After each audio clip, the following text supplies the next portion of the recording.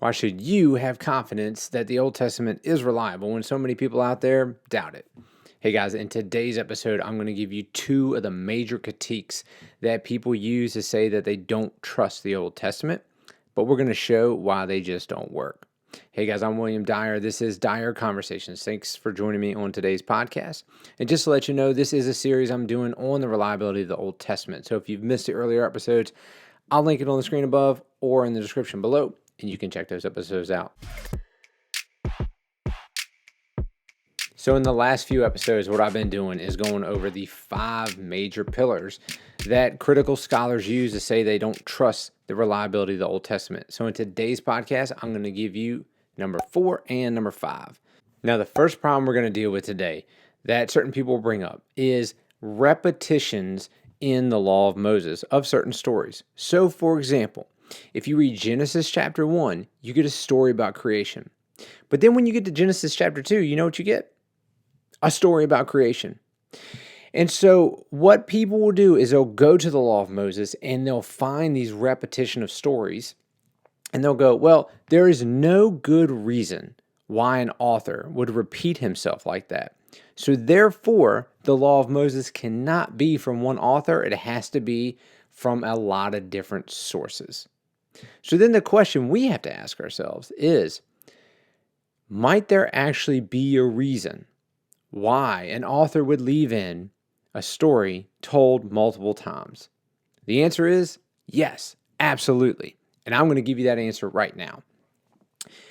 One of the features that we find in the law of Moses is this very thing, a telling of a story and then a retelling of a story. That's not debated. But it's left in there for an exact specific reason.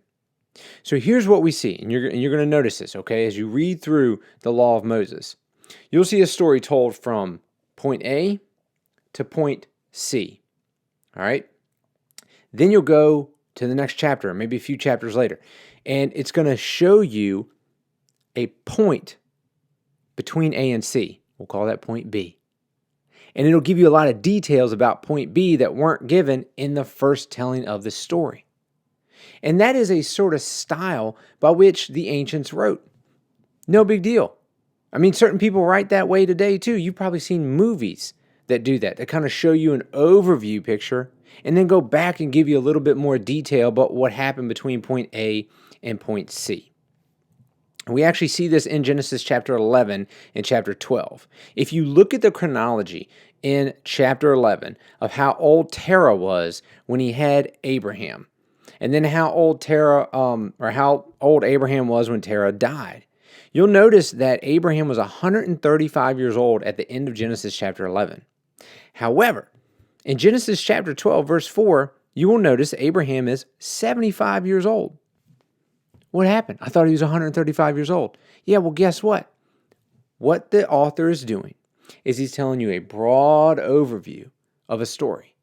And then he's going back in chapter 12 and giving you more detail about Abraham's life at a specific moment when God calls him. So this is exactly what we find in Genesis chapter 1 and chapter 2. This is actually a big example that you will find amongst critics of the Old Testament, that they'll say, the Bible contradicts itself because you'll have different stories of creation. Genesis 1, Genesis 2, it contradicts itself. Well, we're not going to go over all the different little nuances within the text of the fact that it doesn't contradict itself, but I do want to give you one example to show you these things just fail upon close examination. So Genesis chapter 1, verse 27 says this: God created man in his own image. In the image of God, he created him, male and female, he created them. Okay, pretty straightforward, right? God created man and woman in his image. Well, then you go to Genesis chapter 2, and you get a retelling of the creation story, but you have Adam created in verse 7 of chapter 2, and then you have Eve created all the way at the end of chapter 2 in verses 21 through 22. And so people will point out and go, see contradiction. Genesis 1, Adam and Eve are created. And then in Genesis 2, they're created but separately. Okay, let's look at the actual language. You go read these 2 chapters for yourself. I'm not making this up. You can't read into the text all those different assumptions. Literally, all that Genesis 1 tells us is that Adam and Eve were created in God's image by God. It doesn't tell us how close together they were created. It doesn't tell us necessarily the time of day they were created, or there was back-to-back creation. So there's no details in Genesis chapter 1 that says God created Adam, and then the very next nanosecond, God created Eve. It doesn't say that. That's an assumption. So when you go to Genesis chapter 2 and you read that Adam was created, a little bit of time goes by in the day, and then Eve was created, okay, there's your added details. Not a big deal. Let me actually give you a common sense explanation of this. So I want you to put yourself in the shoes of a detective. And you go to a crime scene of an armed robbery at, let's say, a 7-Eleven, and you have a witness there. And the witness tells you, hey, this guy came up, here's what he looked like. He pulled a gun out, he pointed at the cashier and said, give me all your money. He took the money and he ran out the door. So the investigator's, okay, let me ask you a few questions. So the investigator starts to ask a bunch of questions.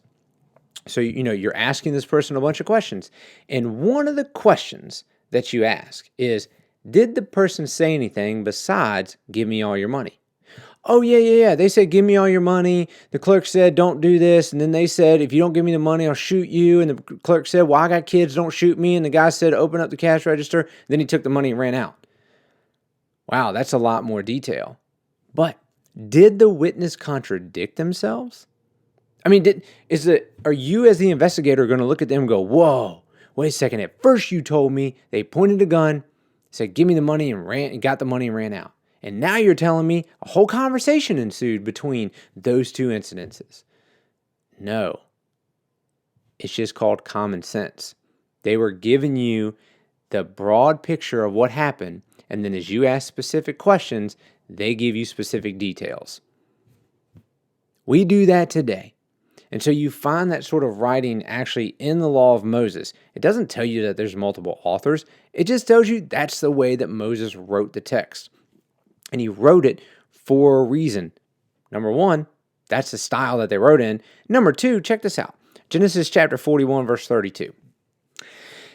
Now, as for the repeating of the dream to Pharaoh twice, notice repetition, it means that the matter is confirmed by God and God will quickly bring it about.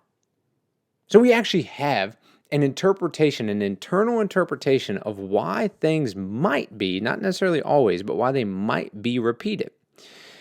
And the reason why there's repetition sometimes is to show us that things are confirmed or settled by God. Now, does that necessarily apply to all of these situations, like in Genesis 1 and 2 and Genesis 11 and 12? No, not necessarily. But what it does tell us is sometimes there's a reason, and you just got to search for it. Now, for this last critique that scholars bring up sometimes, these critical scholars will bring up to say that they don't trust the Old Testament, we're not going to go into a lot of detail because, quite honestly, it's just ridiculous. It's called composite sections, and all that means is they'll take a section of Scripture and they'll just butcher that thing all apart and go, these couple words come from this, and that sentence comes from that source, and this word comes from that source. And before you know it, you're not even left with a Bible passage anymore. You're left with some sort of fragmented, post-Friday the 13th murder scene of a Bible text. So I'm going to give you an example here in Genesis chapter 27. If you've ever read the Bible, you'll remember the story of Jacob and Esau. And if you haven't read it, go read it. All right? So you have the story of Jacob and Esau. And you'll get these scholars, they'll come in and they'll go, well, you have this garments of Esau phrase. But then you also have this skins of young goats phrase. You have this term where Isaac said, go get me some game. And then you'll have this, well, he came and made him a delicious meal. And so these show that there's different motifs going on, and these must be attributed to different sources. I'm going to be quite honest with you. I don't even want to give this one the time of day because it's so stupid in my mind to think that an author can't use multiple words, can't describe something in different ways. Or, for example, the game and savory dish.